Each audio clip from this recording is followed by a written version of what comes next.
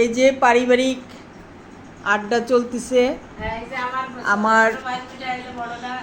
এই যে হলো রাঙা দেবর, দেখেন ও টসটসে রাঙা ছিল এক সময়, এখন অবশ্য একটু টসটসে ভাবটা নাই এখন।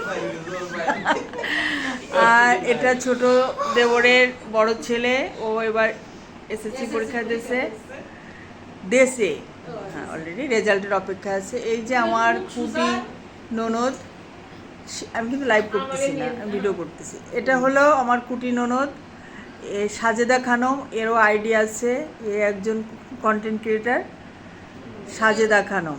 ওর মেয়ে আছে অহনা, তারপরে এই যে অহন বাবু, হ্যাঁ আমার ছোট দেবরের ছোট ছেলে। আর এই যে আমার ছোট দেবর আর তার ওয়াইফ মিলন তিথি, বুঝতে পারছেন? মিলন তিথি, এটা ছবির নাম আছে মনে হয়, সিনেমা আছে। আর এই যে হলো আমাদের অহনা, এই যে এই আমার ছোট ননদের একমাত্র কন্যা অহনা। তো যাক, বাকিটা অহনা করতে থাক।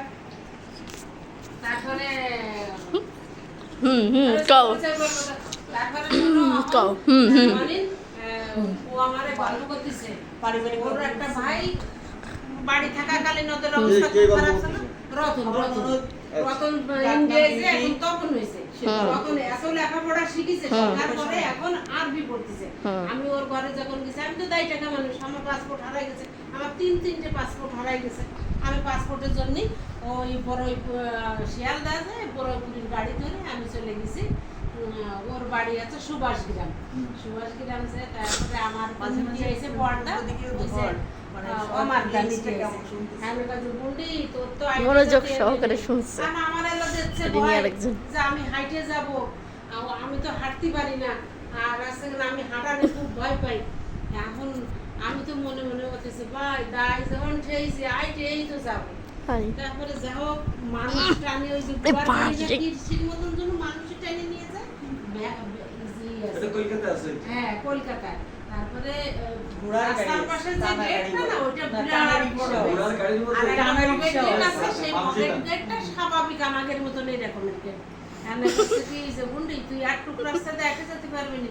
তা আমি কই আল্লাহ, আমি যার জন্য এসে আমার সেই কাজটার জন্য আটতে হলে তো আটতেই হবে। আর ওই বাড়ির সামনে যে কাকিমারে ডাকতেছে, ও মামা গেট খোলো, দেহ কি ডাকছে।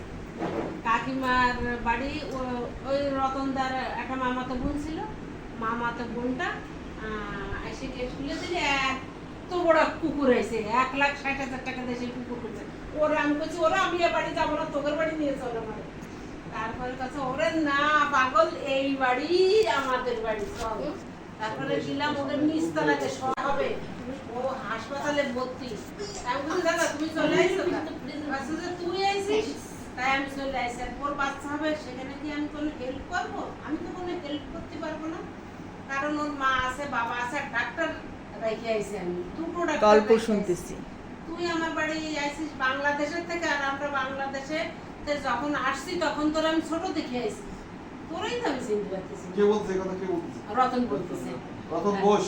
রতন বোস আর আমার বোস, আর বড়টা ওই তো বড়টা আমাদের ফ্যামিলিটা ফেসবুক ফ্যামিলি। তারপরে আছে যে আমি যাব শুনে সকালে রান্না করেছে আলুর দম, তারপরে আছে লুচি, মিষ্টি আনিছে, একদম সদ্য বাজারেতে বয়েল মাছ আনিছে, ফাটার মাংস, খাসির মাংস কিনে টিনে নিয়ে আসে, ফুলকপি দিয়ে মুগের ডাল রান্না করেছে।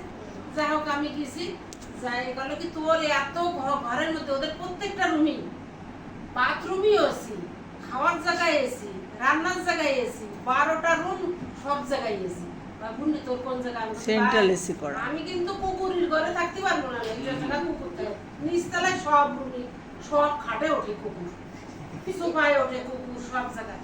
আর ওই কাকিমা কোনোদিন ওনার বাড়ি গেলে আমাকে ওই মা যা তো চাল টাল কুটতি, মার সাথে গেছে, সেই চাল কুটার জায়গা বসতিতেছে, বাটিতে করে একটা পুঁটি মাছ বাজায় ও তাতেছে খাইছে। আর এখন কাকিমা জড়া ধরে কয় কি, এই কাজী ভাই তুই ছোট্ট না পড়বে, বুঝলেন সে সময় একটু বড় 7-এ পড়ে, আর আমি তখন কত টুকটালি কোন কাজে ভাই? লতিফ কাজী আপনার আব্বা আচ্ছা। আব্বার কথা বলতেছে যে কাজী ভাই ছোটটা না তুই বড়টা মাইয়ে সাউন্ড তো মেলাগুলো মাইয়ে তো ছেলে দুটো আচ্ছা, তা আমি বলছি যে কাকিমা আমি তো ছোটটা তার কাছে তাহলে কি তুই বিউটি আমি বলছি হ্যাঁ আমি বিউটি সে যে কি যত্ন করলো মোহনারে কোলে করে নিয়ে গেল সে 3 তলা ছাদে আমার কান্না মাছ মারার অভ্যাস ছিল এত গাছে বসি বের করে দিল সেই ভিডিওগুলো না আমার আগের ফোনে ছিল নষ্ট হয়ে গেছে তারপরে কত কিছু যে খাওয়ালো সবচেয়ে আন্তরিকতা এইটাই মিলল যে তার বউ হাসপাতালে আর আমরা তার বাসায় সে আমাদের সাথে সময় দিয়েছে পরে কি করলো দিদি স্টেশনে আসার সময় আমাকে সেই গাড়িতে করে এনে স্টেশনে ভাই কি যে তোদের একটু সারপ্রাইজ দিলাম যে আমরা আগের মতন আছি কিনা পারিবারিক আড্ডা বন্ধুরা। রঞ্জুনা মিলন রঞ্জুরা যাত 3টে সিঁড়ি একটা আছে ডুপ্লেক্স সিঁড়ি ভিতর দিয়ে আর একটা আছে এমনি সিঁড়ি আর একটা আছে বার পাশে শুধু এই পাশে দুটো রুম করে রাখিছে বাংলাদেশের যত মেহমান যাবে তারা আমি বিউটি না সবাই আমার ধন্যবাদ সবাইকে।